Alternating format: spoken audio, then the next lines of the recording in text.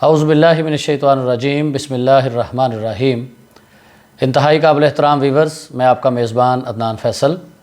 آج ہم جس موضوع کے اوپر بات کرنے جا رہے ہیں وہ ہے تعلیمی اداروں کی بندش، کیا زندہ قوموں کی یہی نشانی ہوتی ہے؟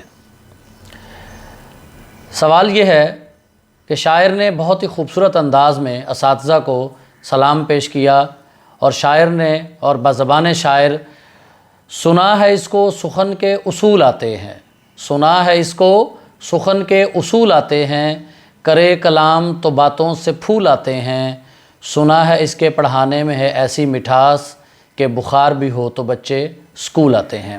لیکن گزشتہ 13-14 ماہ سے اسکولوں کی بندش کے حوالے سے آج ہم بات کریں گے۔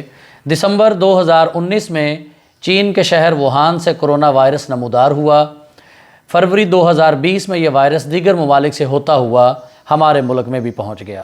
کرونا وائرس کے بارے میں طرح طرح کی افواہیں پھیلائی گئیں، خوف کی ایک فضا قائم کی گئی، اور بالآخر حکومتوں کو اپنے اپنے ممالک میں لاک ڈاؤن اور کرفیو تک لگانے پڑے۔ ہمارے ہاں مارچ 2020 کے آخری ہفتے سے لاک ڈاؤن اعلان ہوا، تعلیمی اداروں کو مکمل طور پر بند کر دیا گیا، تعلیم کا نظام تباہ و برباد ہو گیا۔ یوں یہ سلسلہ ستمبر کے وسط تک جاری رہا۔ اس کے بعد SOPs کے تحت تعلیمی اداروں میں مرحلہ وار طلبہ و طالبات کی واپسی شروع ہوئی۔ بمشکل چند ہفتے گزرے تو حکومت نے پھر تعلیمی اداروں کو جنوری 2021 کے وسط تک بند کرنے کا فیصلہ کیا۔ یوں 18 جنوری 2021 کو پھر مرحلہ وار ادارے کھولے گئے، تعلیم کا سلسلہ ایک بار پھر رواں دواں ہوا اور تعلیمی اداروں نے سکھ کا سانس لیا۔ یہ فیضان نظر تھا یا کہ مکتب کی کرامت تھی، یہ فیضان نظر تھا یا کہ مکتب کی کرامت تھی، سکھائے کس نے اسماعیل کو آداب فرزندی۔ علامہ اقبال نے بہت ہی خوبصورت انداز کے اندر جو مدارس کا اور مکتب کا جو کردار ہے اس کے بارے میں اس کے اندر بات کی ہے۔ بہرحال مارچ کے پہلے عشرے میں وفاقی اور صوبائی وزرائے تعلیم نے پریس کانفرنس کے ذریعے لاہور، اسلام آباد، فیصل آباد، پشاور، سیالکوٹ سمیت دیگر کئی اضلاع میں 15 سے 28 مارچ تک تعلیمی اداروں کی بندش کا حکم نامہ جاری کیا۔ اس کے بعد فیصلہ آیا کہ 11 اپریل تک تعلیمی ادارے بند رہیں گے۔ نہیں معلوم کہ حکومت کب تعلیمی اداروں کو مکمل طور پر کھولنے کی اجازت دیتی ہے۔ اس وقت حکومتی فیصلوں نے تعلیمی اداروں سے وابستہ پرنسپلز، اساتذہ اکرام، والدین اور طلبہ و طالبات بہت پریشان ہیں۔ تعلیمی اداروں میں مارچ اور اپریل بہت ہی اہمیت کے حامل مہینے ہیں۔ ان مہینوں میں اسکولز میں بچوں کے امتحانات، نتائج، آئندہ تعلیمی سال کی منصوبہ بندی، تعلیمی کیلنڈر اور نئے داخلے ہو رہے ہوتے ہیں۔ ایک المیہ ہمارے ہاں یہ بھی ہے کہ جب بھی اس طرح کی صورتحال کا سامنا ہوتا ہے تو سب سے پہلے تعلیمی ادارے بند کیے جاتے ہیں۔ حیرت کی بات یہ ہے کہ مارکیٹیں، پبلک مقامات اور پارکوں کو تو کھلا رکھا، مگر تعلیمی ادارے جہاں SOPs پر سب سے زیادہ عمل درآمد ہوتا ہے بند کیا جا رہا ہے۔ حکومتی اداروں کا کہنا ہے کہ بچہ کرونا کے پھیلاؤ کا باعث بنتے ہیں، ان سے پوچھنا چاہتے ہیں کہ کیا ان بچوں کے والدین یا گھر کے دیگر افراد جب باہر سفر پر یا مارکیٹ جاتے ہیں یا پبلک ٹرانسپورٹ استعمال کرتے ہیں تو کیا وہ کرونا کے باعث نہیں بنتے؟ ہم سمجھتے ہیں کہ بچے سکولز میں زیادہ محفوظ ہیں۔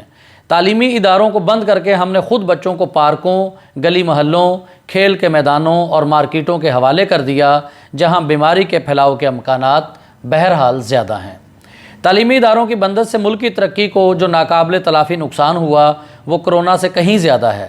جن ممالک نے کرونا کے دوران بھی تعلیم کا عمل جاری رکھا وہ جانتے تھے کہ تعلیم کے بغیر ترقی ممکن نہیں، اس لیے حالات کتنے بھی سخت ہوں تعلیم کے ساتھ انہوں نے کوئی سمجھوتا نہیں کیا اور تعلیمی سلسلے کو اسی طرح ہی جاری و ساری رکھا۔